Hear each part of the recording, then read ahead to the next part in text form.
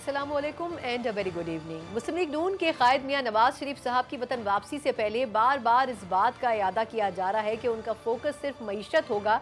इंतकामी सियासत से कतई नज़र वो कोशिश करेंगे कि पाकिस्तान को दोबारा उसकी असल शक्ल में बहाल कर सकें। अब ये कितना बड़ा चैलेंज है और इसके लिए नून लीग के पास कितना बड़ा और मौसर जामे प्लान है, ये तो देखने से ताल्लुक़ रखता होगा। लेकिन जब तक वक्त नहीं आएगा तब तक इस बारे में कुछ कहा नहीं जा सकता है। लेकिन ये ज़रूर है कि नून लीग की तरफ से जो पॉलिटिकल गैदरिंग्स हैं वो अब तवातुर से की जानी शुरू हो गई हैं। उन्होंने वीकेंड के ऊपर भी लाहौर में एक बड़ा जलसा किया और इन तमाम बातों को दोहराया कि इंतकामी सियासत से कतई नज़र उनका फोकस मईशत रहेगा।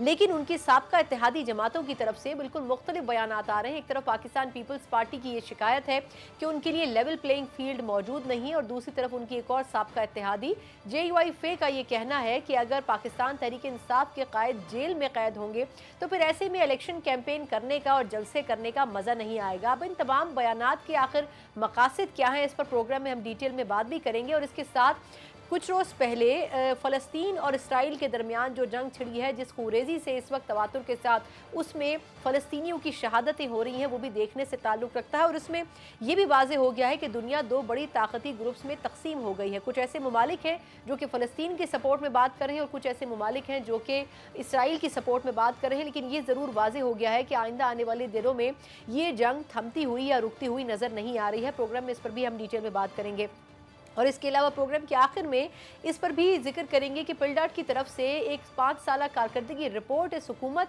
और पार्लियामेंट की जारी की गई है, जिसने अपने 5 साल मुकम्मल किए हैं। उसमें बड़े हैरत अंगेज़ इंकशाफात किए गए हैं कि किस तरीके से आवाम का पैसा पार्लियामेंट के इजलासों पर ज़ाया किया गया, लेकिन उस हवाले से नताइज मिलने से कासिर रही। ना सिर्फ पार्लियामेंट बल्कि ऐवान के जो अरकान थे वो भी किसी प्रोडक्टिव डिबेट को आगे लेकर चलने में और कंक्लूजन पर पहुँचने में नाकाम नजर आए। इन तमाम इशूज़ पर हम बात करेंगे, लेकिन प्रोग्राम के पहले हिस्से में इस पर बात करने के लिए कि मुस्लिम लीग नून की जो सियासत है वो किस तर्ज पे और किस रुख इख्तियार कर सकती है, और इस हवाले से नून लीग की तैयारी क्या है अगर मियां नवाज शरीफ साहब वतन वापस आते हैं। हमारे साथ बात करने के लिए मौजूद हैं मुस्लिम लीग नून के सीनियर रहनुमा आसिफ किरमानी साहब। किरमानी साहब, सर बहुत शुक्रिया, आपने हमें वक्त दिया।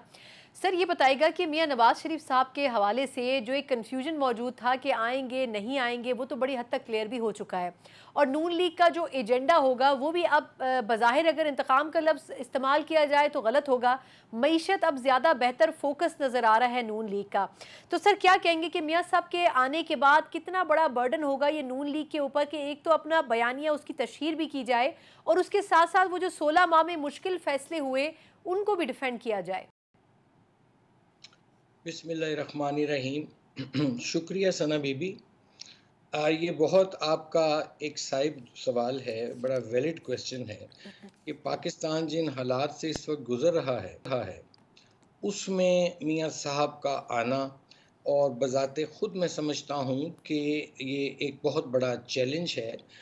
और मियां साहब का जहाँ तक आप देखिए कि माजी में भी नवाज शरीफ साहब को जब भी हुकूमतें मिली, खुसूसन 2013 में, तो बेशुमार चैलेंजेस थे। I don't want to repeat it. दहशत गर्दी थी, 20-20 घंटे लोड शेडिंग थी, कराची का वहाँ law and order and so many things और मियां साहब को टाइम कितना मिला, आप देखिए कि 2013 में आते हैं वो, और हमें एक मोहतरम इफ्तिखार चौधरी साहब काम नहीं करने देते, चलने नहीं देते। उसके बाद 2014 में धरने आ जाते हैं, 16 में पैनामा आ जाता है। तो 1.5 साल के अरसे में नवाज शरीफ को अगर यकसुई से देखा जाए तो 1.5 साल का अरसा मिला कम से कम, जिसमें उन्होंने लोड शेडिंग भी दूर की, जिसमें उन्होंने कराची का अमन भी बहाल किया, बलूचिस्तान को कौमी धारे में लाए, और सबसे बड़ी बात कि दहशत गर्दी के खिलाफ भी काबू पाया, और CPEC, ये सब चीज़ें आपके सामने हैं जो इस कलील अरसे में हुई। आप यकीनन कह रहे हैं कि वो प्लान तो लेकर आएंगे, लेकिन अगर उनके साबका इत्तेहादियों की हम स्टेटमेंट सुने तो उससे लगता है कि वो कह रहे हैं कि जी मुल्क को जो मईशत का हाल है, मुल्क डूब रहा है इस वक्त, सियासतदान जो हैं वो इलेक्शन की इंतखाबी मुहिम चला रहे हैं। तो जाहिर सी बात है उन्होंने भी किसी ना किसी कॉन्टेक्स्ट में ये बात की होगी ना। तो आपके ख्याल में कि एक तरफ आपकी साबका इत्तेहादी जमात ये कह रही है कि जी मईशत को फोकस करें, इलेक्शन बाद में, दूसरी जमात आपकी ये कह रही है कि पहले इलेक्शन की तारीख दें, इलेक्शन में लेवल प्लेइंग फील्ड सबको मैसर नहीं है। तो हर जमात तकरीबन एक अपना बयानिया लेके चल रही है, तो उन लोगों से कैसे निपटेगी नून लीग? देखिए, हमारा मसला किसी से निमटना नहीं है। हमारा जो नवाज शरीफ साहब का फोकस है, उनका इस वक्त सिर्फ और सिर्फ वो जो माशी बदहाली है غربت ہے، مہنگائی ہے، بے روزگاری ہے، وہ اس سے نمٹنے آ رہے ہیں۔ ان کا ہم بالکل ویری ویل فوکسڈ ہیں، ہم بالکل نہیں چاہتے کوئی کیا کہتا ہے کیا نہیں کہتا۔ الیکشنز میں سمجھتا ہوں ٹائم پہ ہونے چاہیے، بات تو لوگ کرتے ہیں لیول پلینگ فیلڈ کی، لیکن نشاندہی نہیں کرتے۔ بتائیں تو صحیح کہ بھئی کیا لیول پلینگ فیلڈ ان کو نہیں مل رہا۔ اور دوسری بات، جہاں تک معیشت کی بات ہے، نواز شریف صاحب نے تو اعلان کر دیا کہ جی ان کے پاس ایک معاشی پلان اور ایجنڈا لے کے آ رہے ہیں۔ بھئی دوسری جماعت بھی کوئی اکنامک روڈ میپ دیں، لوگوں کو بتائیں کہ دیکھیے یہ بات سب کر رہے ہیں کہ مہنگائی ہے، غربت ہے، بے روزگاری ہے، اصل بات ہے ثنا بی بی اس کا حل کیا ہے۔ نواز شریف صاحب تو اس کا حل لے کر آ رہے ہیں اور وہ انشاءاللہ وطن واپسی پر اعلان کریں گے۔ باقی جماعتیں بھی اپنا جو اکنامک روڈ میپ ہے منشور ہے دیں۔ دیکھیے اس ملک میں آج تک کیا ہوا ہے، مجھے ایک فکرہ کہنے جی دیجئے جی کہ اس ملک میں سیاست جو تھی انفارچونیٹلی، اور اس میں ہم سب ذمہ دار ہیں، وہ معیشت کو کھا گئی جی۔ اور پھر آج یہ صورتحال ہے کہ اب معیشت سیاست کو کھا چکی ہے، اور وہی سیاستدان، وہی سیاسی جماعت جون سی ہے، اس کو عوام اب قبول کریں گے اور ووٹ دیں گے، چاہے وہ میری جماعت ہو چاہے کسی اور کی جماعت ہو، جو عوام کے لیے ایک قابل قبول، ایک ایکسیپٹیبل لائحہ عمل معیشت کا دے گی کہ ٹھیک، بھائی میں مہنگائی ہے، جس کے میں پاس اس طرح جامع تمہاری پلان مہنگائی۔ ہوگا۔ بالکل ٹھیک۔ اچھا سر، اب یس یس آپ نے بھی خود وضاحت کی کہ آپ ہر جماعت سے تو نہیں نمٹ سکتے، یا جو بڑی جماعتیں ہیں ان سے نہیں نمٹ سکتی نون لیگ، لیکن اپنے ایک بیانی ایک پلان کے ساتھ آ رہی ہے۔ لیکن سر اب جس طرح پیپلز پارٹی الزامات عائد کر رہی ہے کہ لیول پلینگ فیلڈ موجود نہیں ہے، تو وہ اس کانٹیکس میں کر رہے ہیں کہ جو نگراں سیٹ اپ آیا ہے، اس نگراں سیٹ اپ میں نون لیگ کے قریبی لوگوں کو شامل کیا گیا ہے۔ انہوں نے تو پرائم منسٹر تک کو اس میں شامل کر دیا کہ جی ان کو بھی نون لیگ کی ایما پر شامل کیا گیا یا اقتدار دیا گیا۔ پھر سے جو پنجاب جو بیسیکلی صوبہ ڈیسائیڈ کرتا ہے اقتدار کس کے پاس جانا ہے، اس کے جو وزیر اعلیٰ ہیں ان کے بارے میں بھی انہوں نے سوالات اٹھا دیے۔ تو اس کے اوپر نون لیگ کی طرف سے کوئی سٹرونگ مطلب رپلائی نہیں آیا ہے، کوئی سٹیٹمنٹ نہیں آ رہا کہ اس کو رد کیا جا سکے۔ ثنا بی بی، میں سمجھتا ہوں کہ یہ ایسے ہی ایک چائے کی پیالی میں طوفان اٹھانے والی بات ہے۔ ہاں، یا تو مسلم لیگ نون کا کوئی سیاسی ورکر یا سیاسی لیڈر اس نگران حکومت کا حصہ بنتا تو پھر ہم مورد الزام تھے۔ یہ دیکھیے یہ جو بھی لوگ ہیں، یہ یا کرنٹ سرکاری ملازم ہیں حاضر سروس، یا سرکاری ملازم رہے ہیں، اور انہوں نے صرف مسلم لیگ نون کے ساتھ نہیں، مختلف حکومتوں میں انہوں نے سرکاری اپنی جو امور ہیں وہ سر انجام دیے ہیں۔ اب ان کو لیبل کر دینا کہ ایک شخص نے میرے ساتھ کام کیا ہے اور وہ اب آپ کے ساتھ کام نہیں کر سکتا یا کسی تیسرے کے ساتھ کام نہیں کر سکتا، میں سمجھتا ہوں کہ یہ ایک بہانے بازی ہے، اور یہ ایک خام خواہ کا وہ کہتے ہیں نا کیڑے نکالنے والی بات ہے۔ اصل وہی بات ہے کہ جس کے پاس پروگرام ہے، کوئی بھی جماعت ہو، بلکہ میں تو یہاں تک کہتا ہوں کہ یہ ساری جماعتیں ذرا سر جوڑ کر بیٹھ جائیں، صحیح۔ کیونکہ ہمارے پاس اب غلطی کی گنجائش نشتا۔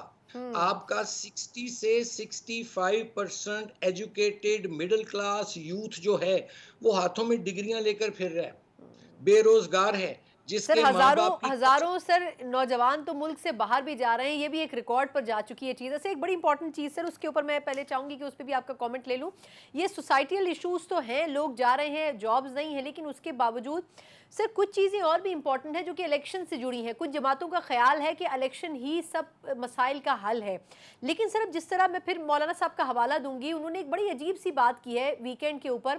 انہوں نے کہا کہ جی اگر میرا مخالف جیل کے اندر ہو تو ایسے الیکشن کا مزہ نہیں آئے گا، نہ ایسے الیکشن کیمپین کا مزہ آئے گا۔ تو ان کی بات سے کیا مفہوم سمجھا جائے کہ وہ خان صاحب کو باہر لانا چاہتے ہیں جیل سے، یا وہ کہنا اشارہ کیا کر رہے ہیں کہ کیا الیکشن جو ہے وہ منصفانہ یا آزادانہ نہیں ہوگا، یا سب جماعتوں کو اس کا حق حاصل نہیں ہوگا کہ وہ کیمپین کر سکیں؟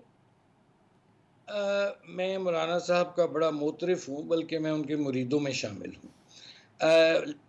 بہتر ہوتا کہ اگر مولانا صاحب، اور میں بڑا ان کا ویل وشر بھی ہوں، وہ جانتے ہیں مولانا صاحب، میرے دل میں ان کا بڑا احترام ہے خصوصی، اب بہتر ہوتا اگر مولانا صاحب محترم اس بات کو ایلیبوریٹ کر دیتے، لیکن جہاں تک میں سمجھا ہوں، دیکھیے میں اس بارے میں، یا مسلم لیگ نون کہہ لیجئے، بہت کلیئر ہیں کہ یہ جو سانحہ 9 مئی ہوا تھا ثنا بی بی، یہ ریاست پاکستان، پاک فوج اور شہداء پر حملہ تھا، جنہوں نے ہماری راتوں کی خاطر، سکون کی خاطر اپنی زندگیاں قربان کر دیں اور جوان شہادتیں ہوئی ہیں۔ یہ جو حملہ سانحہ 9 مئی ہوا، میں سمجھتا ہوں کہ جو تو اس کے کردار ہیں، یعنی جو اس سانحہ میں ڈائریکٹلی یا انڈائریکٹلی میں ہمیشہ کہتا ہوں بالواسطہ یا بلا واسطہ جو لوگ ملوث ہیں ود ایویڈنس، ان کو ساتھ تو کوئی رد و رعایت نرمی کے وہ مستحق نہیں ہے. ہاں یہ میں ضرور سمجھتا ہوں، جو میں سمجھا ہوں مولانا صاحب کی بات سے بھی، کہ جو لوگ بے گناہ ہیں، جن پر کوئی الزام نہیں ہے سانحہ 9 مئی کا، وہ لوگ اور پی ٹی آئی کی جماعت کو میں سمجھتا ہوں کہ الیکشن میں حصہ لینے کی اجازت ہونی چاہیے، لیکن مائنس دوز پیپل جنہوں نے اس دن ریاست پاکستان اور پاک فوج پر حملہ کیا، ان کو قانون کا سامنا کرنا پڑے گا، اور جو عدالتیں فیصلہ کریں وہ بھگتیں پھر. ٹھیک، بالکل ٹھیک. بہت بہت شکریہ آصف کرمانی صاحب، مسلم لیگ نون کے سینئر رہنما. وقت باعث کچھ مزید بھی سوالات تھے جو کسی اور نشست کے لیے رکھتے ہیں، لیکن یقیناً نون لیگ کے کندھوں پر اس وقت بہت بڑا بوجھ ہے. اگر تو اقتدار ملتا ہے جس کے آثار بظاہر نظر تو آ رہے ہیں، تو اس کے بعد سب سے بڑا چیلنج معیشت ہو سکتا ہے، لیکن اس کے ساتھ سابقہ اتحادی جماعتوں کے کچھ الزامات بھی ہیں. ایک وقفے کے بعد اسی پر بات کریں گے کہ وزیر اعظم کاکڑ صاحب نے گزشتہ روز ایک ویب سائٹ کو انٹرویو دیا، اور اس ویب سائٹ کے اوپر بات کرتے ہوئے انہوں نے بڑے واضح طور پر یہ کہا کہ ان کا جو چناؤ ہے وہ کافی دن پہلے کر لیا گیا تھا، اور اس کے بارے میں ان کو آگاہ بھی کر دیا گیا تھا. اگر تو یہ بات درست ہے تو یہ بڑی دلچسپ اور حیرت انگیز اس لیے بھی ہوگی کیونکہ اس چناؤ کے حوالے سے آخری دن تک مشاورت اس وقت کے اپوزیشن لیڈر اور اس وقت کے وزیر اعظم کے درمیان جاری رہی تھی. پھر اس ساری ایکسرسائز کا آخر مطلب کیا تھا، اس کا مقصد کیا تھا، کیا عوام کو بے وقوف بنانے کی ایک کوشش تھی؟ اس پر بات کریں گے ایک بریک کے بعد.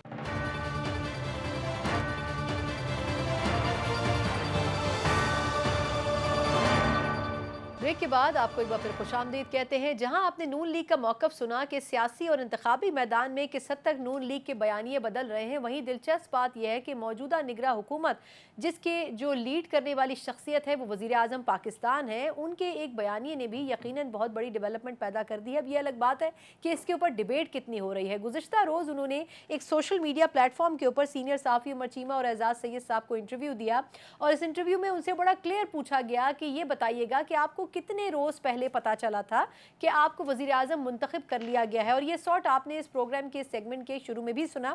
انہوں نے بڑے واضح طور پر یہ کہا ہے کہ مجھے تو کافی دن پہلے، یعنی کہ تقریباً 8-10 دن پہلے معلوم ہو گیا تھا، لیکن اگر اس بیان کو مد نظر رکھا جائے تو پھر سوال یہ اٹھتا ہے کہ راجہ ریاض صاحب پھر آخری چند دنوں میں جب وزیر اعظم صاحب کا تقرر ہونا تھا وہ پوری ایکسرسائز کر کیوں رہے تھے جب وہ کہہ رہے تھے کہ میں 3 نام لے کے جا رہا ہوں، 3 نام لے کے آ رہا ہوں. تو میرا خیال یہ ہے کہ یہ بہت بڑا کنفیوژن ہے. اس میں یا تو کوئی ایک شخصیت، چاہے وہ نگراں وزیر اعظم ہے، چاہے وہ سابقہ وزیر اعظم ہے، یا پھر سابقہ اپوزیشن لیڈر ہیں جو کہ غلط بیانی سے کام لے رہے ہیں. اس پر بات کرنے کے لیے ہمارے ساتھ ٹیلی فون لائن کے اوپر اسی پروگرام کے ہوسٹ اعزاز سید صاحب موجود ہیں. اعزاز صاحب بہت شکریہ آپ کا. اور اس کے علاوہ اسٹوڈیوز میں میرے ساتھ senior anchor person Adnan Haider صاحب موجود ہیں. عدنان آپ کا بھی بہت شکریہ.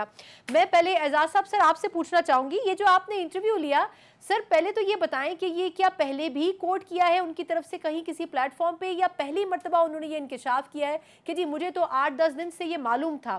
اور دوسرا یہ کہ سر پھر ان سے پوچھا نہیں گیا کہ پھر وجہ کیا تھی؟ راجہ ریاض صاحب کیوں ایکسرسائز کر رہے تھے یہ ساری کہ نام لے کے جا رہے ہیں، نام لے کے آ رہے ہیں؟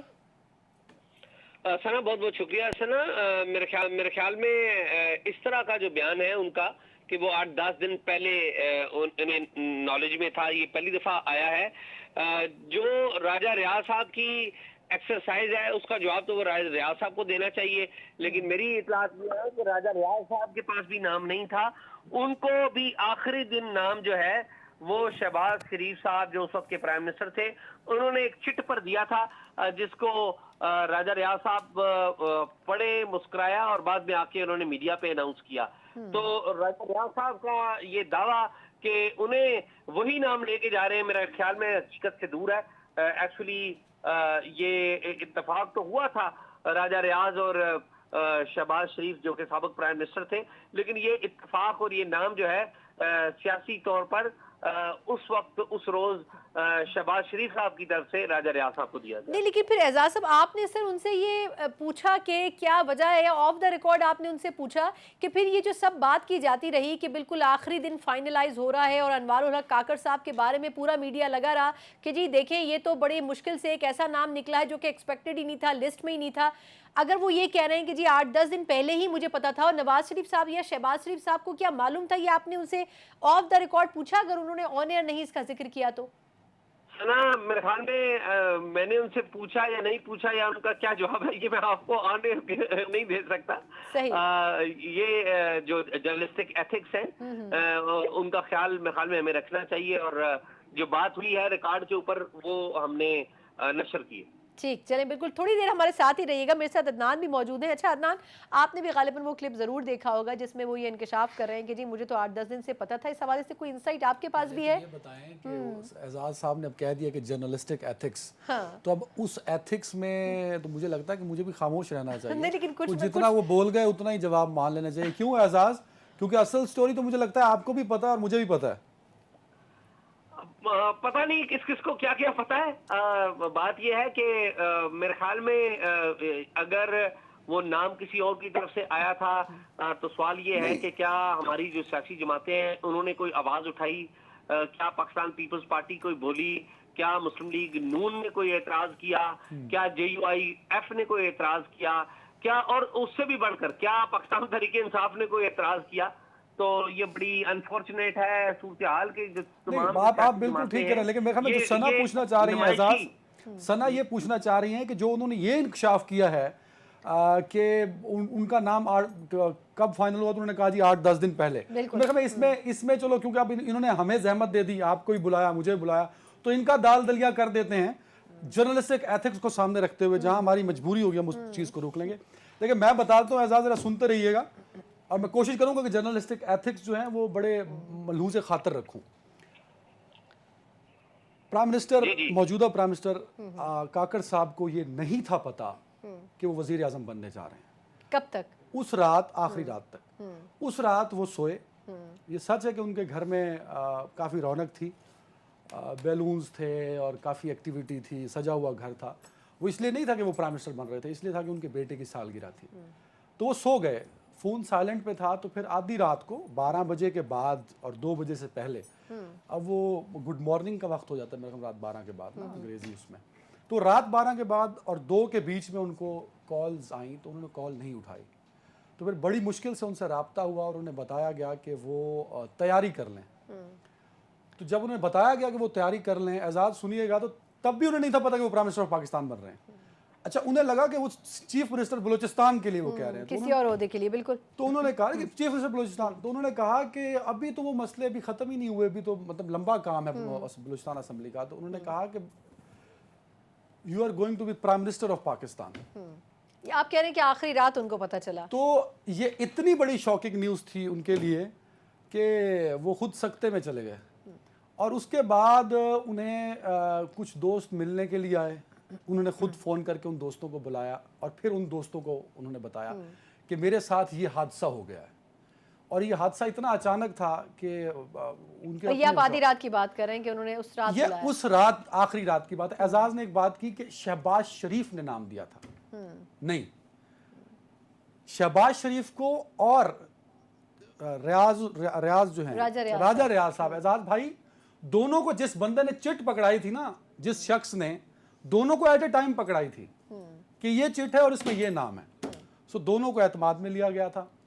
اور نہیں، لیکن پھر معذرت آپ کی بات کاٹ رہی ہوں، پھر وہ جو 8-10 دن والی بات وہ کوٹ کر رہے ہیں، وہ کس بہاد پہ کوٹ کر رہے ہیں؟ وہ ویسے ہی اسٹیٹمنٹ اب اگر اعزاز سید بھی وہاں پرائم منسٹر ہوتے ان کی جگہ، یا عدنان حیدر ہوتا یا ثنا مرزا ہوتی، تو انہوں نے بھی یہی بیان دینا تھا. دیکھیں، پرائم منسٹر کو نہیں، لیکن مفاہمتی جھوٹ بولنے کا اختیار ہے. انہوں نے کیوں دینا تھا؟ ان کو تو لاسٹ ڈے تک پتہ نہیں تھا نا. نہیں تھا پتہ. لیکن جب آپ میں ایڈ کر دوں کچھ. جی جی جی جی جی میں عدنان بھائی اس حوالے سے میں دعویٰ تو نہیں کرنا چاہیے، لیکن میں سمجھتا ہوں کہ میرے پاس فرسٹ ہینڈ اکاؤنٹس ہیں تمام متعلقہ لوگوں کے.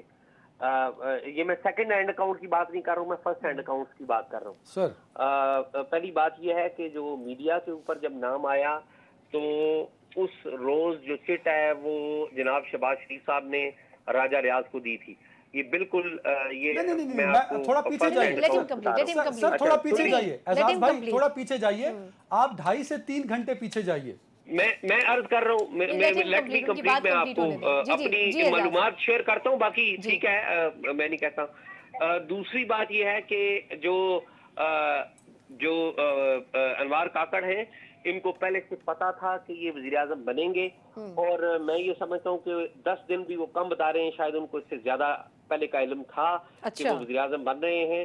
اور اس سے پہلے جو لوگ لائن میں تھے وہ ان لوگوں کے اوپر اعتراضات آ رہے تھے. اور ایک موقع ایسا بھی تھا کہ اسحاق ڈار کا نام آلموسٹ فائنل تھا، لیکن وہ آپ کو پتا ہے کہ بہت سارے اعتراضات آئے اس سارے معاملے کے اوپر، اور اس معاملے کے اوپر اعتراضات کے بعد جو نام پہلے سے طے تھا، جو ہمارے ہاں جو انڈرسٹینڈنگ تھی، اور یہ انڈرسٹینڈنگ میں پولیٹیکل انڈرسٹینڈنگ کی بات نہیں کر رہا ہوں، یہ انڈرسٹینڈنگ تھی کہ انوار کاکڑ ہی وہ ہوں گے، تو سب سے اینڈ پہ ان کا نام پبلک میں اینڈ پہ ان کا نام آیا، لیکن انوار کاکڑ کا نام پہلے سے موجود تھا، وہ دوڑ میں تھے، بلکہ آپ کو پتا ہوگا کہ ایک دن پہلے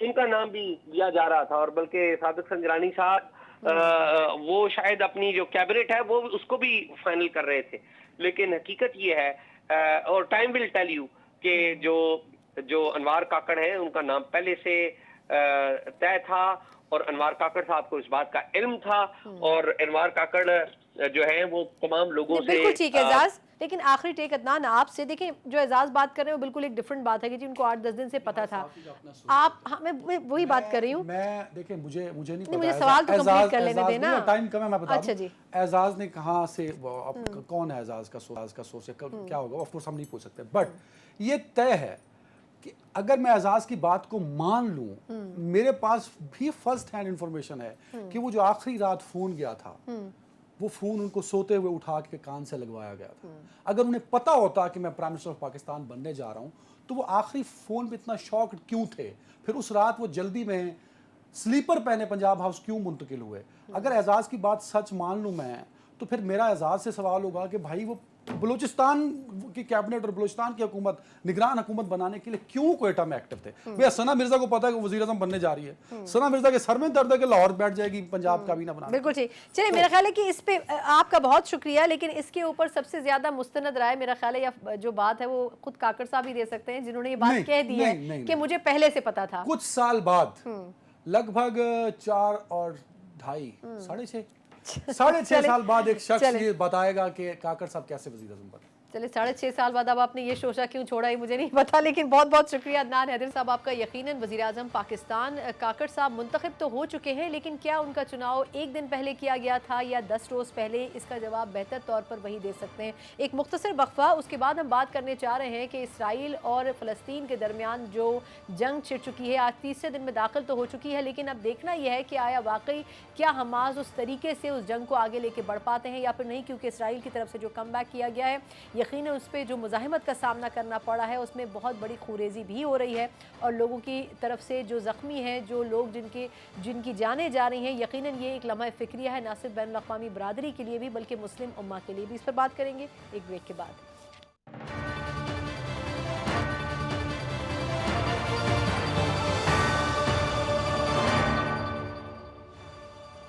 بریک کے بعد ایک بار پھر آپ کو خوش آمدید کہتے ہیں۔ 2 روز پہلے پوری دنیا حیرت میں مبتلا ہو گئی جب حماس کی طرف سے بڑی منظم انداز میں اسرائیل کے خلاف کارروائی کی گئی، اور اس مرتبہ بلکہ پہلی مرتبہ ہم نے دیکھا کہ نہ صرف فضائی بلکہ زمینی بلکہ سمندری راستوں سے جس طریقے سے حماس نے اسرائیل کے اوپر حملہ کیا اس کو بالکل بھی ٹھہرنے کا موقع نہیں دیا، اور نہ صرف یہ کہ کوئی تیاری وہ کرتے، بلکہ سب سے بڑی چیز یہ کہ اس پر یہ سوالات بھی اٹھے کہ اسرائیل کی طرف سے جو ملٹیپل انٹیلیجنس ایجنسیز پوری دنیا میں نیٹ ورک کے طور پر کام کر رہی ہیں، ان میں سے کسی کو بھی خبر نہیں ہو سکی کہ اتنا بڑا اور مؤثر پلان جو ہے وہ کس طریقے سے حماس سے ترتیب دے دیا۔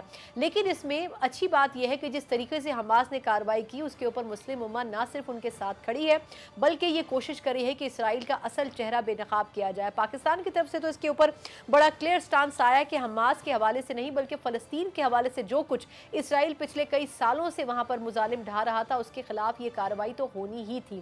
لیکن اب دیکھنا یہ ہے کہ امریکہ اور بھارت اور اس قسم کی دیگر سامراجی قوتیں ہیں وہ اس پر کس طرح رسپونڈ کرتی ہیں۔ ابھی تک تو وہ اسرائیل کے ساتھ کھڑی ہیں، لیکن کیا واقعی اسرائیل وہ تمام جو کارروائی ہے اس کو روکنے میں کامیاب ہو سکے گا؟ اس پر بات کرنے کے لیے ہمارے ساتھ موجود ہیں سینئر صحافی عرب میڈیا کے ساتھ تقریباً 20 سال سے زائد عرصے سے وابستہ ہیں اور خاص طور پر مڈل ایسٹ کے حوالے سے جو ایشوز ہیں اس پر اپنی ایکسپرٹ رائے رکھتے ہیں۔ منصور جعفر صاحب ہمارے ساتھ موجود ہیں۔ منصور صاحب سے thank you so much for joining. Sir یہ فرمائیے گا، بڑے عرصے بعد ایک تو آپ سے ملاقات کا شرف ہمیں ملا ہے، لیکن آپ ان ایشوز کے اوپر ماشاءاللہ سے ایکسپرٹ ہیں۔ ایک تو ہم پریڈکٹ نہیں کر سکتے تھے کہ حماس اتنی آرگنائزڈ کارروائی کرے گا، اور آئی تھنک مجھے correct me if I am wrong کہ یہ 3 الگ الگ جگہوں سے فضائی، زمینی اور جو بحری ایریا ہے پہلے کبھی ایسا ہوا کہ انہوں نے ایسی کارروائی کی ہو اور کامیاب رہی ہو؟ دیکھیں جی، ماضی میں 2007 سے لے کے آنورڈ 4 جنگیں جو ہیں وہ حماس نے اسرائیل کے ساتھ مختلف اوقات میں لڑی ہیں، بلکہ ایک لحاظ سے ڈیفینڈ کی ہیں کیونکہ وہ جنگیں اسرائیل کی طرف سے مسلط کی گئی تھیں، اور اس میں سے 2 جنگیں جو ہیں وہ تو تقریباً 2 ماہ کی مدت تک جو ہے وہ چلتی رہی ہیں۔ تو حماس ایک لحاظ سے اس پورے یعنی جو آپ کہہ لیجیے جو وار ٹیکنالوجی ہے یا جو وارفیئر ٹیکنالوجی ہے اس سے مکمل طور پہ آگاہ تھی، اور ویسے بھی ایک گوریلا تنظیم ہونے کے ناطے اس کا جو طریقہ کار ہے وہ ریگولر آرمی سے مختلف ہے، وہ موسٹلی چیزیں انڈر گراؤنڈ ہی کرتے ہیں، اور غزہ کے اندر جتنی بھی ان کی ٹریننگ، جتنی بھی ان کی اس نوعیت کی ملیٹنسی جسے آپ کہتے ہیں، وہ ساری کی ساری انہوں نے زیر زمین رہ کے، کیونکہ سطح پر تو وہ کوئی ایکٹیویٹی کر نہیں سکتے۔ تو جہاں تک آپ نے اشارہ کیا کہ اسرائیل کی جو بڑی ہی سپر پاور قسم کی ٹیکنالوجی جس کو وہ دنیا میں مارکیٹ کرتے ہوئے نہیں تھکتا، اور خاص طور پہ وہ ممالک بھی کہ جو ہمیں اسرائیل کے ساتھ تعلقات استوار کرنے کی دعوت دیتے ہیں یا پیشکش کرتے ہیں، وہ ساتھ ایک یہ بھی خواب دکھاتے ہیں کہ آپ ان کی ٹیکنالوجی سے فائدہ اٹھا سکتے ہیں، ان کی سرویلنس بڑی کامیاب ہے وغیرہ وغیرہ۔ تو آج وہ سرویلنس کا بھانڈا تو ٹوٹ گیا اپنی جگہ، لیکن اس کے ساتھ ساتھ جو حماس جو اس کی کیپیبلٹی بھی یقیناً اجاگر ہوئی۔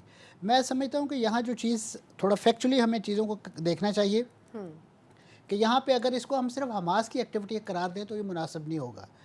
فلسطینی جو ہیں وہ مزاحمتی پروجیکٹ کے گرد گھومتے ہیں، اس میں اسلامی تحریک جہاد بھی ہے، اسلامی تحریک مزاحمت حماس بھی ہے، الفتح کا بھی ملٹری ونگ اسرائیل قدس کے نام سے سرگرم ہے، لیکن وہ بھی فلسطین میں افیکٹو ہے۔ جی وہ بھی افیکٹو ہے اور اس میں شریک ہے وہ، یعنی اس میں جو سب سے اچنبے کی بات ہے کہ اس پورے ایپیسوڈ کو ویلکم کیا ہے محمود عباس صاحب نے، حالانکہ وہ اسرائیل کے اتحادی ہیں، اسرائیل کو تسلیم کرنے والے ہیں، لیکن کیونکہ انہیں بھی نیکسٹ ووٹ بھی لینے ہیں اور اسی فلسطین کی قیادت بھی کرنی ہے، تو انہوں نے بھی اپنے سکن سیونگ کے لیے کہہ لیجئے یا واقعی ان کا کوئی چینج آف ہارٹ ہے کہ جس میں انہوں نے اس معاملے کو سپورٹ کیا اور کہا ہے کہ یہ فلسطینیوں کا یا مزاحمت کاروں کا لیجیٹیمیٹ رائٹ ہے کہ وہ آکوپیشن کے خلاف لڑیں۔ لیکن منصور بھائی چلیں، اب وہ تو حزب اللہ کو بھی انوائٹ کر رہے ہیں کہ آپ بھی آئیں ہمارے ساتھ لیبنان سے شامل ہوں، لیکن اب کچھ لوگ اس میں بھی کنٹروورسی پیدا کر رہے ہیں کہ جی کیونکہ سعودی عرب اور اسرائیل کی ڈیل ہونے جا رہی تھی، ان کے تعلقات بہتر ہوتے ہیں، حالانکہ ابھی تک سعودی عرب کی طرف سے سٹیٹمنٹس آئیں اور انہوں نے قصوروار اسرائیل کو ہی ٹھہرایا۔ مطلب بڑی بات ہے کہ آپ اسٹریٹجک تعلقات بھی قائم کریں اور پھر آپ کھل کر کہیں بھی، تو کیا سر ان تعلقات کو سرد کرنے کے لیے، کیونکہ لوگوں نے کہا کہ جو ٹرننگ پوائنٹ تھا وہ یہ تھا کہ حماس جو ہے وہ اس میں ویٹو کے طور پر کام کر سکتی تھی اس ریلیشن میں، اور وہی انہوں نے کیا، کیا اس کو فرق پڑے گا؟ دیکھیں اس میں کسی حد تک تو میں اگر اسے سازشی تھیوری کا نام دوں تو یہ درست معلوم ہوتی ہے، لیکن میں سمجھتا ہوں کہ اسے جس بڑے پیمانے پہ منظم انداز میں سوشل میڈیا یا ادروائز ویسٹرن میڈیا خاص طور پہ پھیلا رہا ہے کہ فلسطینیوں کی جو اپنی انڈیجنس جدوجہد ہے اس کو بریکٹ کیا جائے فورن ایلیمنٹس کے ساتھ۔ دیکھیے آج کی دنیا جو ہے وہ جیو پولیٹکس بھی ہے، جیو اکنامکس بھی ہے اور جیو اسٹریٹجک بھی ہے، تو لہٰذا آپ ان تمام ملکوں کو ایک دوسرے کے انٹرسٹ سے الگ نہیں کر سکتے۔ اس میں کوئی شک نہیں کہ ایران کا ایک سافٹ کارنر یا ان کا آپ کہہ لیجئے جس طرح ہم کشمیر کے ایشو کو یہاں پہ ہیمر کرتے ہیں یا اس کو پروموٹ کرتے ہیں، تو ایران نے ہمیشہ اس مزاحمت کے پروجیکٹ کو سپورٹ بھی کیا ہے اور اس نے ہمیشہ اسرائیل کو اپنا ازلی ابدی دشمن بھی قرار دیا ہے، اور ماضی میں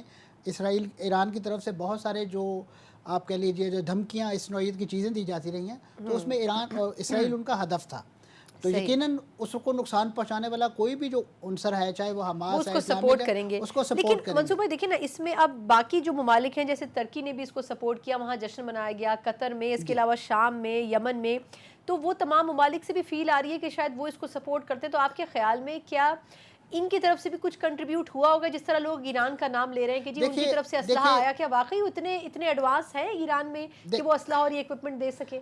اس میں کوئی شک نہیں جی، ایران جو ہے اس نے جس انداز سے اپنے اس ریجن کے اندر اثر و نفوذ کو بڑھانے کے لیے شام میں جس انداز سے اس کی انفلٹریشن تھی، جس انداز سے وہاں شام میں وہ ایکٹیویٹیز کر رہا تھا، پھر اسی طریقے سے یمن کے اندر آپ کو یاد ہوگا کہ ایران جو ہے وہاں پہ بھی جو حوثی باغی ہیں ان کو سپورٹ کرتا رہا ہے، اور یہ تمام وہ عناصر ہیں کہ جو کسی نہ کسی طریقے سے گلف کنٹریز بالخصوص سعودی عرب کے خلاف رہے ہیں، بلکہ سعودی عرب کو نقصان پہنچاتے رہے ہیں۔ یہ بھی لوگ کہہ رہے ہیں کہ جی ہو سکتا ہے کہ پیٹرولیم مصنوعات کی قیمتیں نیچے جا رہی تھیں تو اس لیے جنگ چھیڑ دی گئی تاکہ پیٹرولیم مصنوعات کی قیمتیں، ہم ہر چیز کو کنٹروورسی میں کریٹ کر دیتے ہیں۔ ایک تو یہ کہ یہ پہلو کیا ہے، دوسرا چین بظاہر اس وقت اور روس بظاہر اس وقت خاموش ہیں، کیا وجہ ہے کہ ان کی طرف سے کھل کر سٹیٹمنٹ نہیں دیے جا رہے جیسے باقی ممالک دے رہے ہیں؟ نہیں، انہوں نے اس بات پہ یعنی ابتدا میں جس طریقے سے سیاسی اور ڈپلومیٹک سٹیٹمنٹ دیے جاتے ہیں دونوں پارٹیز کو ریسٹرین کرنے کے لیے کہا ہے. انہوں نے کوئی کلیئر لائن نہیں لی کہ کسی کی مذمت نہیں کی، کسی کے ساتھ اظہار یکجہتی نہیں. اس کی وجہ یہ ہے کہ ان دونوں ممالک کے اس خطے میں جو انٹرسٹ ہیں، خاص طور پہ جو روس ہے اس کا بھی اس عرب دنیا میں اور خاص طور پہ شام، ایران، ان کے ساتھ بہت دیرینہ تعلق ہے. اور ان دونوں کا آپس میں جو نظریاتی تعلق ہے، جو کمیونسٹ اور سوشلسٹ کنٹری ہونے کے ناطے، وہ بھی چیز اپنی جگہ پلے میں آتی ہے. تو اس وجہ سے میں سمجھتا ہوں کہ انہوں نے کوئی کلیئر کٹ پالیسی جو نہیں لی. لیکن اس کے ساتھ ساتھ وہ یقیناً اس مسئلے آپ دیکھیے کہ روس اس وقت خود یوکرین کے کرائسس میں پھنسا ہوا ہے. اور نہیں، یہ جو پیٹرولیم مصنوعات والی بات ہے، لوگ یہی کہہ رہے ہیں کہ اس کا فائدہ روس کو ہوگا. جو اس میں اس کا ون آف دا بینیفیشری ہو سکتا ہے. لیکن آپ دیکھیں کہ ہم روس سے تیل لے رہے ہیں، انڈیا روس سے تیل لے رہا ہے، تو اس سے کوئی روس کی اکانومی کو بڑا بوسٹ نہیں ملا. وہ ان کے ساتھ ایک اظہار یکجہتی یا ہمارے طرف سے ایک ایفرٹ ہے کہ ہم اپنے تیل کے معاملات کو قابو میں لے کر آئیں. لیکن یہ جو چیز نیچرل آؤٹ کم ہے کہ جب بھی کہیں وار ہوگی اور اس کی جو کیجویلٹی ہے وہ عام لوگوں کے مفادات پر ہی آتی ہے. اور جو تیل کی سیاست ہے اور خاص طور پہ گلف کے حوالے سے، یہ تو آپ کو پتہ ماضی میں بھی اس کا ایک دورہ رہا ہے. اور خاص طور پہ اس وقت اس تیل کی جو قیمتوں کا تعین کرنے کے لیے جو اوپیک پلس کے نام سے ایک تنظیم بنی ہوئی ہے تیل پروڈیوس کرنے والے ممالک کی، وہ یقیناً اس وقت سعودی عرب اس کو ڈرائیو کرتا ہے. اچھا، آخری سوال منصور بھائی کہ اب بظاہر جو جنگ ہے وہ چھڑ تو گئی ہے، لیکن ہمیں پتہ نہیں ہوتا کہ یہ شروع تو ہوئی ہے، ختم کب ہوگی. اس وقت کے حالات کو سامنے رکھتے ہوئے اور پھر یہ کہ ان کو بیک اینڈ سے کتنی سپورٹ کس ملک سے مل رہی ہے یا بظاہر ان کے پاس اپنا کچھ موجود ہے، تو اسرائیل نے رسپونڈ تو کیا، لیکن آپ کو کیا لگتا ہے اب یہ کب تک چلے گا؟ یقیناً جی، آپ نے درست کہا کہ جنگ جو ہے وہ بعض کا شروع تو انسان کرتے ہیں، لیکن جنگ کی اپنی ایک ڈائنامکس ہوتی ہے کہ وہ کس طریقے سے کیسا رخ اختیار کرتی ہے. ابھی جو بیک لیش دیکھنے کو ملا اسرائیل کی طرف سے، یقیناً وہ انتہائی بروٹل ہے، غیر انسانی ہے. اس کو دیکھتے ہوئے میں سمجھتا ہوں کہ جو وے آؤٹ نکلے گا، آج دیکھیے جو اقوام متحدہ کا اجلاس ہے وہ تو ناکام رہا. بالکل فیصلہ ہی نہیں کر سکے وہ. جی، اگر آپ نے انہی عالمی اداروں کے سر پہ فیصلے کرنے ہیں تو وہ پاسبل نہیں ہے. اگر اب سعودی عرب کو ترکی کے اسرائیل کے ساتھ تعلقات بنانے ہیں یا استوار کرنے ہیں اور دیگر لوگوں کو تیار کرنا، تو میں سمجھتا ہوں کہ اس وقت انہیں جو اسرائیل کا یہ جو بروٹل فیس ہے اس کے ساتھ وہ کبھی ہاتھ نہیں ملائیں گے ان کے ساتھ سفارتی تعلقات کا، کیونکہ انہوں نے بھی آخر اسرائیل کو بھی تھوڑا سا بیک فٹ پر جانے کی ضرورت ہے. بہت بہت شکریہ منصور جعفر صاحب، سینئر صحافی عرب میڈیا گروپ ہیں، ہمارے ساتھ موجود تھے. یقیناً اس مسئلے کے اوپر عالمی برادری کو صرف اسرائیل کا ساتھی ہونے کی حیثیت سے نہیں سوچنا چاہیے، بلکہ فلسطین میں جہاں دہائیوں سے مظالم ڈھائے جا رہے ہیں، کم از کم اس کا چہرہ ضرور اس کو آئینے میں دکھانا چاہیے. ایک مختصر وقفہ، اس کے بعد ہم بات کریں گے کہ پل ڈاٹ کی طرف سے 5 سالہ کارکردگی رپورٹ سابقہ حکومتی دور کی پیش کر دی گئی ہے، جس میں بڑے حیرت انگیز انکشافات تو ہوئے، لیکن ساتھ میں عوام کو یہ بھی بتا دیا گیا ہے کہ کس طریقے سے روزانہ کی بنیاد پر کروڑوں روپے خرچ ہوتے رہے، لیکن قانون سازی کے نام کے اوپر صفر کارکردگی رہی. اس پر بات کریں گے ایک بریک کے بعد.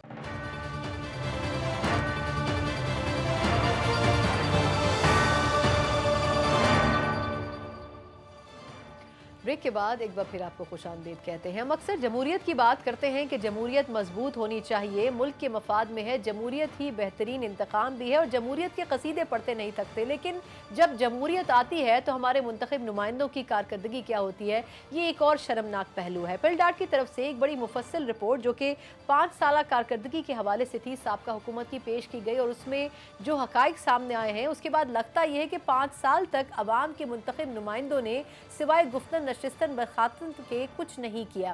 لیکن کیا وجہ ہے کہ تمام تر ریسورسز ملنے کے باوجود بھی، عوام کی طرف سے ایک مینڈیٹ ملنے کے باوجود بھی وہ پرفارم نہیں کر سکے؟ یہ صرف اس ایک منتخب حکومت کا المیہ نہیں ہے، بلکہ سابقہ حکومتوں کی کارکردگی بھی اسی طرح کی رہی ہے. لیکن اس رپورٹ میں کیا کچھ کہا گیا ہے، اس پر بات کرنے کے لیے ہمارے ساتھ پل ڈاٹ کے سربراہ موجود ہیں. ان کا تعارف کروائیں گے احمد بلال محبوب صاحب. سر، بہت شکریہ آپ کا وقت دینے کے لیے. سر، اس رپورٹ میں اگر ویسے پڑھا جائے تو سٹیٹس تو موجود ہیں، لیکن ایک عام آدمی کو میرا خیال ہے فرق صرف اس چیز سے پڑتا ہے کہ مہنگائی کتنی کم ہوئی، قانون سازی کتنی ہوئی، کتنی عوام کے فائدے میں ہوئی، کتنی عوام دشمن ہوئی. سر، اگر اس رپورٹ کی کارکردگی دیکھی جائے تو اس سے تو لگتا ہے کہ ایک دن کا اوسطاً خرچہ تقریباً 6 کروڑ روپے ہے. ایک M&A کے اوپر 2 کروڑ سے زائد خرچ ہو گئے. لیکن اگر ہم 5 سال میں قانون سازی دیکھیں تو میرا خیال ہے وہ تو کچھ بھی نظر نہیں آتی اس کے مقابلے میں. بہت شکریہ. حقیقت یہ ہے کہ اس دفعہ قانون سازی ریکارڈ لیول کی ہوئی ہے. اچھا.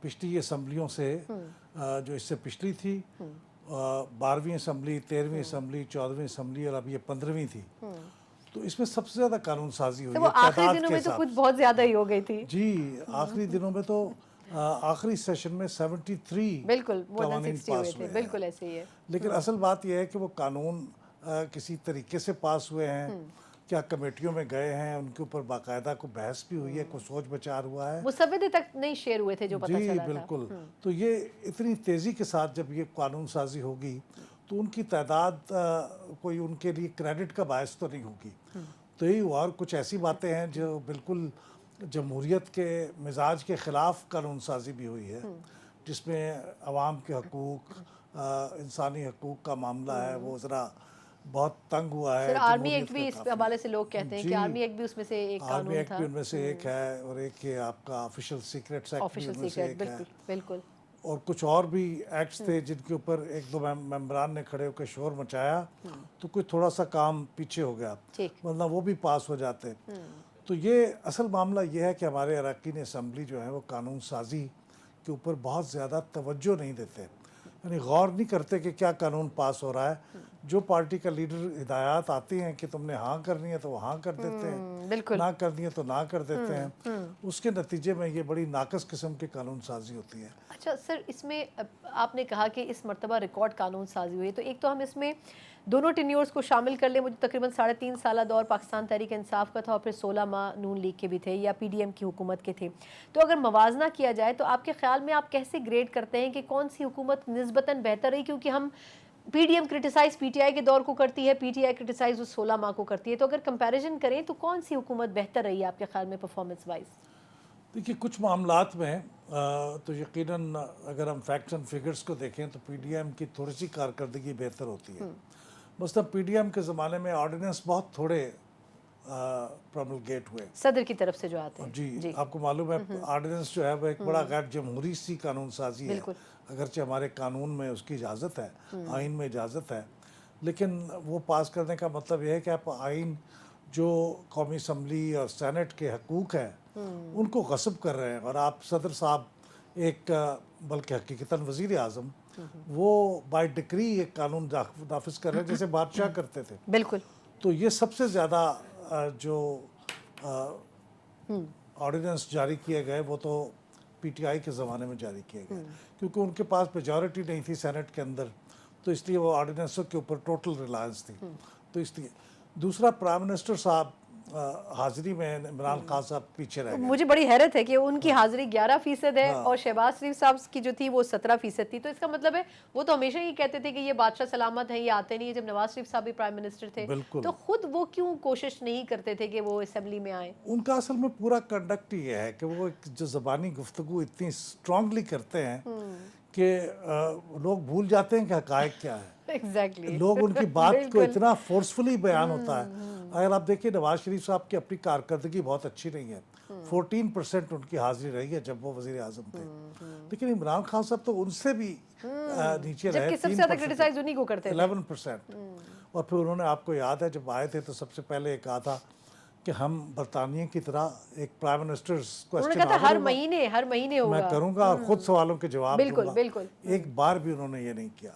تو اس لحاظ سے میں سمجھتا ہوں کہ ان حقائق کو پیش نظر رکھیں تو پی ٹی آئی کی کارکردگی نسبتاً کمزور ہے پی ڈی ایم کے مقابلے. بالکل ٹھیک. اچھا اب سر جس طریقے سے ہم نے ایک یہ بھی مسئلہ رہا کہ جو پاکستان تحریک انصاف کے کچھ لوگ تھے ان کو منحرف کہہ لیں یا یہ کہہ لیں انہوں نے اپنے ووٹس الگ کر لیے تھے جب پی ٹی آئی باقی نکل گئی تھی اور جو چند لوگ رہ گئے تھے جو کہ اپوزیشن کے طور پر جنہوں نے کام کیا ان کی 16 ماہ میں آپ کیا سمجھتے ہیں کیونکہ ان کے اوپر بڑا ایلیگیشن تھا کہ جی یہ تو نون لیگ کی طرف ہی ہے بظاہر اپوزیشن بنے ہوئے تو ان کی پرفارمنس ایز اے اپوزیشن کیسی رہی؟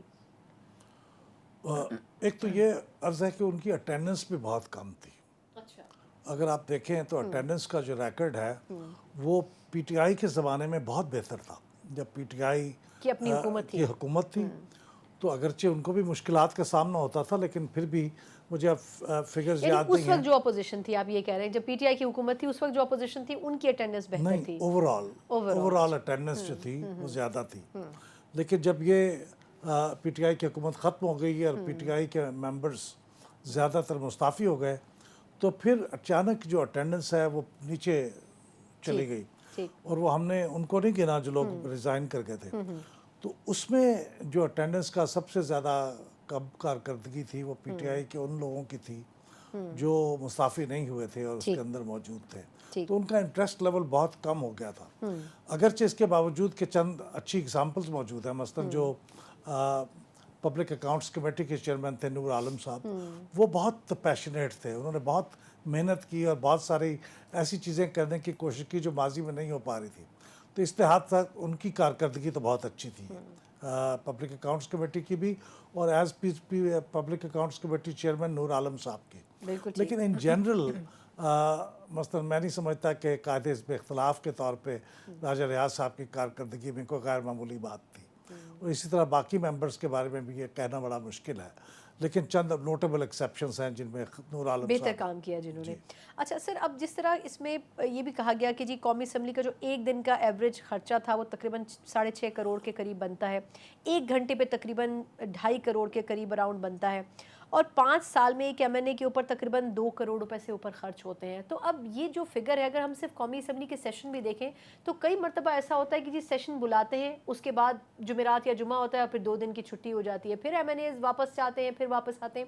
تو آپ کے خیال میں اس وقت یہ ایکسپنس مزید بڑھ جاتا ہوگا. تو یہ تمام چیزیں کچھ پلاننگ یا پروڈکٹیوٹی کے پوائنٹ آف ویو سے نہیں ہوتی کہ اگر سیشن بلایا جا رہا ہے تو اس میں یہ چیزیں ایجنڈا پہ ہونی چاہیے اور جو ہر صورت میں ہونی ہے؟ اب ایجنڈے کی بات تو یہ ہے، آپ نے یہ بھی پڑھا ہوگا کہ 50% سے زائد ایجنڈا اس پر عمل ہی نہیں ہو سکتا، رہ جاتا ہے. بالکل بالکل، اس کے اوپر تو بحث ہی نہیں ہو پاتی. ہوتی. اور اسمبلی کا یعنی اسمبلی کا ایوریج سیشن جو ہے، سٹنگ جو ہے، وہ 2 گھنٹے 2.5 گھنٹے کے قریب ہوتی ہے، 3 گھنٹے سے ذرا کم. بالکل.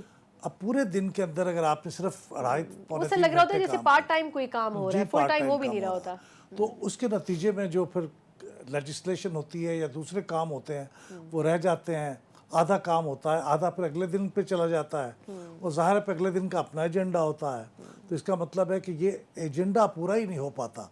تو یہ سیریسنس اسمبلی کے اندر کام کی بالکل نہیں ہے ہمارے.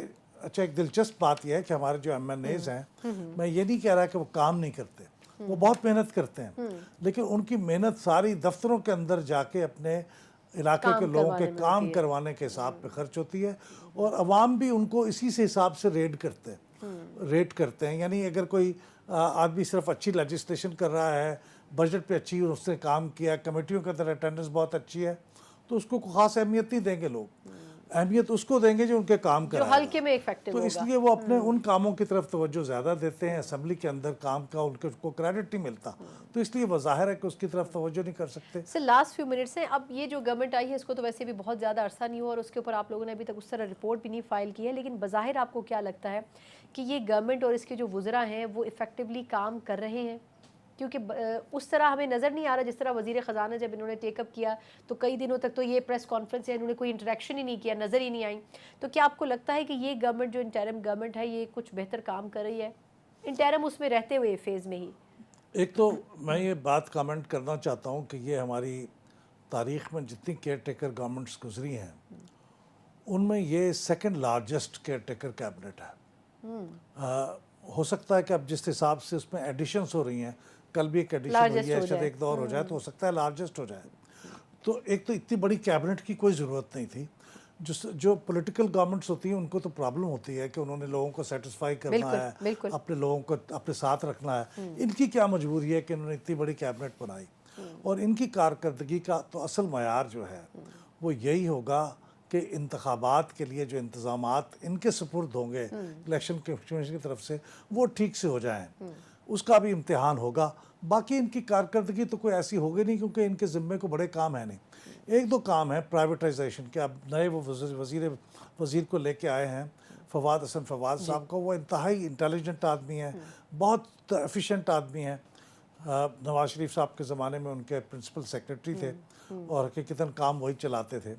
تو ان سے کوئی امید ہے کہ شاید وہ پرائیویٹائزیشن کا کوئی کام جو ہمارے ہاں ایک بہت بڑا ایشو ہے، ہماری جو اکنامک پرابلم ہے اس کے پیچھے، تو اس کو کسی حد تک کوئی ایک لیول پہ لے جائیں. لیکن یہ بات ابھی دیکھنے والی ہے، اگلے 3 مہینے میں وہ کیا کر پاتے ہیں. ٹائم بھی تھوڑا ہے, مقابلہ اور پھر سخت ٹارگٹ بھی کافی ہے, مشکل لیکن ہے. یہ ابھی اس کے بارے میں کوئی ججمنٹ دینے سے پہلے میں انتظار کرنا ہوگا. بالکل ٹھیک, بہت بہت شکریہ احمد بلال محبوب صاحب, پل ڈاٹ کے سربراہ. یقین سالہ کارکردگی رپورٹ سابقہ حکومت کی تو ہم نے دیکھ لی, لیکن موجودہ حکومت جس کا اصل مقصد صرف انتخابات کا انعقاد ہے بلکہ شفاف انعقاد ہے, یہ بڑا چیلنج کس حد تک وہ پورا کر پاتے ہیں. دیگر تمام مسائل تو ایک طرف, لیکن اس سب سے بڑے چیلنج کے لیے میرا خیال ہے کہ ضروری ہے کہ وہ یہ دیکھیں کہ ان کی اپنی ورک فورس کس اینگل سے کس لحاظ سے کام کر رہی ہے, جس کے اوپر کافی سوالات مختلف سیاسی جماعتیں آلریڈی اٹھا چکی ہیں. کم از کم ان ایشوز کو ایڈریس کرتے ہوئے شفاف انتخابات کی طرف جانا چاہیے, جو کہ ان کا بنیادی ٹارگٹ ہونا چاہیے. اسی نوٹ کے ساتھ پروگرام سے مجھے اجازت دیجیے. اللہ حافظ.